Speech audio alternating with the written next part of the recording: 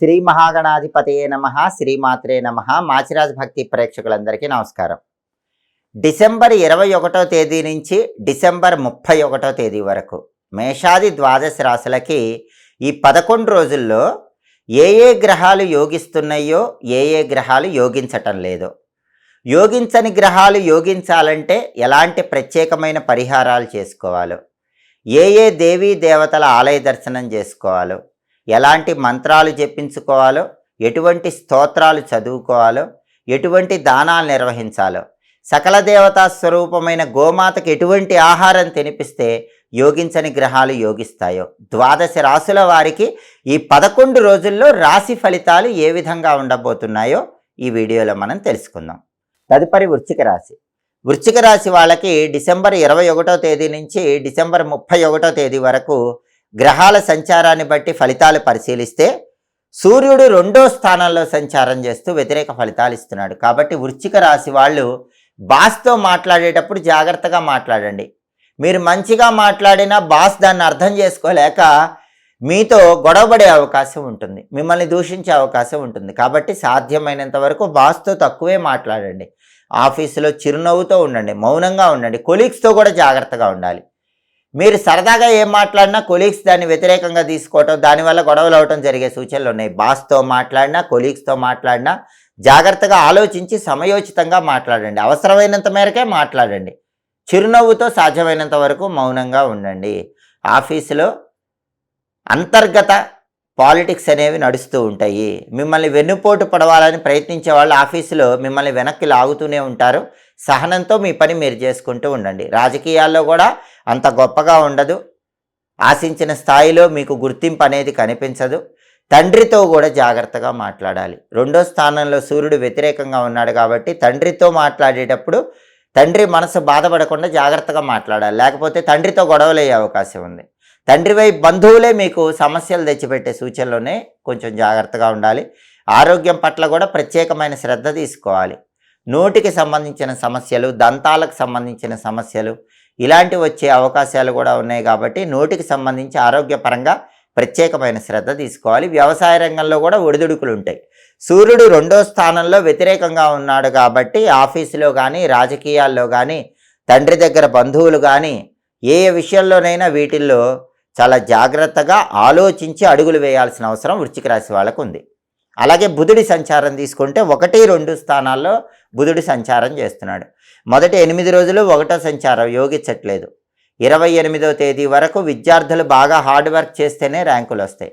కొత్త జాబ్ కోసం ఇంటర్వ్యూకి వెళ్ళినా క్వాలిఫికేషన్కి తగిన జాబ్ కాకుండా కొంచెం తక్కువ క్వాలిఫికేషన్ ఉన్న జాబ్ వచ్చే అవకాశం ఉంది. వ్యాపారంలో కూడా ఊహించిన స్థాయిలో లాభాలు ఏవి కనిపించవు. కానీ 29, 30, 31 ఈ 3 తేదీల్లో మాత్రం విద్యార్థులు ఒక్కసారిగా టాప్ ర్యాంక్కి వెళ్ళిపోతారు. చదువులో టాప్ పొజిషన్లో ఉంటారు, మంచి ర్యాంకులు కొడతారు. 29, 30, 31 తేదీల్లో మాత్రం ఎవరైనా వృశ్చిక రాశి నిరుద్యోగులు ఇంటర్వ్యూకి వెళితే ఖచ్చితంగా ఇంటర్వ్యూలో సెలెక్ట్ అవుతారు. మంచి ప్యాకేజ్ వచ్చే అవకాశం ఉంటుంది. అలాగే బిజినెస్లో కూడా మంచి లాభాలు ఊహించిన దానికంటే 10 రెట్లు ఎక్కువ 29, 30, 31 తేదీల్లో వృశ్చిక రాశి వాళ్ళకి కనిపిస్తాయి. కాబట్టి విద్యారంగంలో, వ్యాపార రంగంలో, అలాగే నిరుద్యోగులు కొత్త ఉద్యోగం కోసం చేసే ప్రయత్నాల్లో 29, 30, 31 ఈ 3 తేదీల్లో వృశ్చిక రాశి వాళ్ళు అద్భుతమైన ఫలితాలు పొందబోతున్నారు. అలాగే వృశ్చిక రాశి వాళ్ళ కుజుడు 2వ స్థానంలో వ్యతిరేకంగా ఉన్నాడు కాబట్టి కోపం ఎక్కువ వస్తూ ఉంటుంది. ఆ కోపం వల్ల ఇబ్బందులు వస్తూ ఉంటాయి. సాధ్యమైనంత వరకు మీ ఎమోషన్స్, మీ కోపాన్ని కంట్రోల్లో ఉంచుకోండి. ప్రధానంగా ఈ కోపం కుటుంబ సభ్యుల మీద చూపించడం వల్ల కుటుంబంలో అల్లకల్లోలాలు ఏర్పడే సూచనలు ఉన్నాయి. కుటుంబ సభ్యులతో గొడవలయ్యే అవకాశాలు ఉన్నాయి. అలా జరగకుండా ప్రత్యేకమైన జాగ్రత్తలు తీసుకోవటం చాలా అవసరం. తన కోపమే తన శత్రువు అన్న సూక్తి గుర్తుపెట్టుకొని కోపాన్ని తగ్గించుకుంటే వృశ్చిక రాశి వాళ్ళకి చాలా వరకు వ్యతిరేక ఫలితాలు తగ్గిపోతాయి. అలాగే వృశ్చిక రాశికి శుక్రుడు 2వ స్థానంలో సంచారం చేస్తూ ఈ 11 రోజుల్లో బ్రహ్మాండంగా యోగిస్తున్నాడు. శుక్రుడు 2వ స్థానంలో యోగించటం వల్ల ఇంట్లో వాళ్ళతో ఎంత కోపంగా మాట్లాడినా బయట వాళ్ళతో మాత్రం వాళ్ళని ఆకర్షించేలాగా మాట్లాడతారు. దానివల్ల కావాల్సిన పనులన్నీ నెరవేర్చుకుంటారు. అలాగే వృశ్చిక రాశి స్త్రీలైనా పురుషులైనా ఇతర స్త్రీలను ఆకర్షించే విధంగా మాట్లాడగలుగుతూ ఉంటారు. వాక్చాతుర్యంతో ఎదుటి వాళ్ళ మనసు దోచుకుంటారు. అలాగే సినిమా, టీవీ రంగాల్లో, సంగీత, నాట్య రంగాల్లో కూడా కొత్త కొత్త అవకాశాలు అందిపుచ్చుకోవటానికి ప్రయత్నాలు చేస్తూ ఉంటారు. కళారంగంలో అద్భుతమైన స్థాయికి ఎదగటానికి చేసే ప్రయత్నాలు చక్కగా అనుకూలిస్తాయి. అలాగే భార్యాభర్తల మధ్య కూడా చిన్న చిన్న గొడవలు వచ్చినా శుక్రుడు ద్వితీయ స్థానంలో బాగున్నాడు కాబట్టి ఆ గొడవలన్నీ సమసిపోతాయి. భార్యాభర్తల మధ్య చక్కటి అన్యోన్యత పెరుగుతుంది. కళారంగంలో బాగా డబ్బులు సంపాదించడానికి శుక్రుడి బలం అనేది వృశ్చిక రాశి వాళ్ళకి విశేషంగా సహకరిస్తుంది. కాబట్టి వృశ్చిక రాశి వాళ్ళకి ఈ 11 రోజుల్లో ప్రధానంగా శుక్రుడు అద్భుతంగా యోగిస్తున్నాడు. బుధుడు చివరి 3 రోజుల్లో యోగిస్తున్నాడు. కానీ రవి కుజుడు అసలు యోగించటం లేదు. రవి యోగించాలంటే ప్రతిరోజు కూడా సూర్యుడికి సంబంధించిన ఓం సవిత్రే నమః అనే మంత్రం చదువుకోవటం, లేదా సూర్యుడికి అధిష్టాన దైవం విష్ణుమూర్తి కాబట్టి ఓం నమో నారాయణాయ అష్టాక్షరి మంత్రాన్ని రోజు 21 సార్లు చదువుకోండి. సూర్యుడికి అధిష్టాన దైవం విష్ణుమూర్తి కాబట్టి విష్ణు పంజర స్తోత్రాన్ని చదవటం లేదా వింటం చేయండి. నానబెట్టిన గోధుమలు బెల్లంతో కలిపి ఆవుకు తినిపించండి. కేజింబావు గోధుమలు ఎర్ర వస్త్రంలో మూటగట్టి దానం ఇవ్వండి. దీనివల్ల వృశ్చిక రాశి వాళ్ళకి సూర్యుడి బలం పెరుగుతుంది. సూర్యుడిచ్చే వ్యతిరేక ఫలితాలు తొలగిపోతాయి. అలాగే వృశ్చిక రాశి వాళ్ళకి కుజుడి బలం లేదు. దానివల్ల కుటుంబంలో కోపం ఉంటుంది కాబట్టి నానబెట్టిన కందులు బెల్లం గోమాతకు తినిపించండి. కేజింబావు కందులు ఎర్రటి వస్త్రంలో మూటగట్టి బ్రాహ్మణుడికి దానం ఇవ్వండి. కుజుడి బలం పెరగటానికి ఓం అంగారకాయ నమః అనే కుజమంత్రాన్ని రోజు 21 సార్లు చదవండి. కుజుడికి అధిష్టాన దైవం సుబ్రహ్మణ్య స్వామి కాబట్టి సుబ్రహ్మణ్య స్వామి ఆలయంలో రాహుకాలంలో నిమ్మదొప్పల్లో దీపాలు వెలిగించండి. కుజుడిచ్చే వ్యతిరేక ఫలితాలు తొలగిపోయి అనుకూల ఫలితాలు పొందవచ్చు. అలాగే బుధుడు మొదటి 8 రోజుల్లో బాలేడు కాబట్టి మొదటి 8 రోజుల్లో వీలైనప్పుడు గణపతి ఆలయ ప్రాంగణంలో కొబ్బరి నూనె దీపం 5 ఒత్తులు వేసి వెలిగించండి. అలాగే గణపతికి సంబంధించిన వక్రతుండాయ హుం అనే షడక్షర మంత్రాన్ని రోజు 21 సార్లు చదువుకోండి. సంకటనాశక గణేష స్తోత్రం వినండి. ఇవి చేసుకుంటే మొదటి 8 రోజుల్లో బుధుడిచ్చే వ్యతిరేక ఫలితాలు తొలగిపోయి అనుకూల ఫలితాలు పొందవచ్చు. ఇలా వృశ్చిక రాశి వాళ్ళు గ్రహాల సంచారం బట్టి పరిహారాలు చేసుకుంటే ఈ 11 రోజుల్లో వ్యతిరేక ఫలితాలు తొలగింపజేసుకొని పూర్తిగా అనుకూల ఫలితాలు అందిపుచ్చుకోవచ్చు. ఏ రాశి వాళ్ళైనా సరే అనుకున్న పనులు అనుకున్నట్లు పూర్తి కావాలంటే, విఘ్నాలు అనేవి లేకుండా ఉండాలంటే, కార్యసిద్ధి లభించాలంటే కొన్ని ప్రత్యేకమైన విధి విధానాలు పాటించాలి. వాటిలో ముఖ్యమైన విధి విధానం ఏంటంటే, ప్రతిరోజు మీరు గడప దాటి బయటికి వెళ్లే ముందు ఓం వర్ధనాయ నమః అనే మంత్రాన్ని 21 లేదా 11 సార్లు చదువుకొని వెళ్ళండి. ఓం వర్ధనాయ నమః ఈ మంత్రం చదువుకొని వెళితే మీరు దినదిన ప్రవర్ధమానమవుతారు. మీ పనుల్లో సులభంగా విజయం చేకూరుతుంది. అలాగే ముఖ్యమైన పని మీద బయటికి వెళ్ళేటప్పుడు, చాలా కష్టసాధ్యమైన పనిలో విజయం సాధించాలంటే కపిల గోవుకు బెల్లం తినిపించి వెళ్ళండి. కపిల గోవుకు బెల్లం తినిపించి వెళితే కష్టసాధ్యమైన పనుల్లో విజయం చేకూరుతుంది. అలాగే చాలామందికి ఏ పని ప్రారంభించినా సరే ఆ పనిలో ఎప్పుడూ ఏదో ఒక ఆటంకాలు వస్తూ ఉంటాయి. ఒక ఆటంకం తర్వాత ఇంకొక ఆటంకం వస్తూ ఉంటుంది. పనులు తొందరగా పూర్తవవు. అనుకున్న పనులు అవ్వకుండా ఇబ్బంది పడుతున్న వాళ్ళు ఎవరైనా సరే, అనుకున్న పనులు అనుకున్నట్లుగా పూర్తి కావాలంటే ఏ పని ప్రారంభించినా సరే ముందుగా వినాయకుడి ఆలయ ప్రాంగణంలో కొబ్బరి చిప్పల దీపాన్ని వెలిగించి ఆ పనిని ప్రారంభించండి. చాలా శక్తివంతమైన దీపం కొబ్బరి చిప్పల దీపం. ఈ కొబ్బరి చిప్పల దీపం వినాయకుడి ఆలయంలో ఎలా వెలిగించాలంటే, ఎండిపోయినటువంటి కొబ్బరి చిప్పలు తీసుకోండి. వాటిలో కొబ్బరి మొత్తం పూర్తిగా తీసివేయాలి.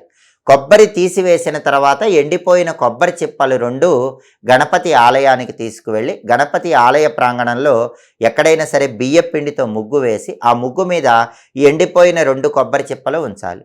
ఆ 2 కొబ్బరి చిప్పల్లో కూడా ఆవు నెయ్యి పొయ్యాలి.